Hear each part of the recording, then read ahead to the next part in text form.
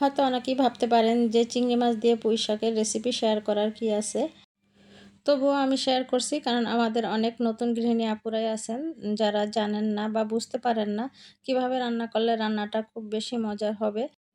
তো যাই হোক, প্রথমে আমি কড়াইতে পরিমাণ মতো তেল দিয়েছি, তারপর পেঁয়াজ কুচি দিয়েছি আর কয়েকটা কাঁচামরিচ ফালি করে দিয়েছি।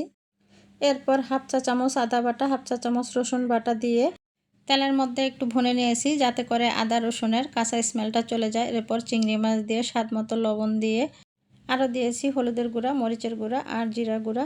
এগুলো দিয়ে চিংড়ি মাছগুলোকে একটু তেলের মধ্যে ভেজে নিয়েছি। এরপর পুঁই শাকের ডাঁটাগুলো দিয়ে আরেকটু নেড়ে চেড়ে হালকা একটু পানি দিয়ে কষিয়ে নিয়েছি।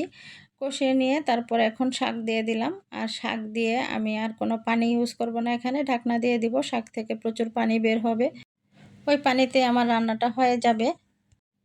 পুঁই শাকের ডাঁটাগুলো আগে দেওয়ার কারণ হচ্ছে যে ডাঁটাগুলো একটু শক্ত থাকে, তাই ডাঁটাগুলো আগে দিয়েছি যাতে ভালো সেদ্ধ হয়। আর এই তো আমার রান্নাটা কমপ্লিট, একদম সিম্পল, খুবই সহজ চিংড়ি মাছ দিয়ে পুঁই শাক রান্না।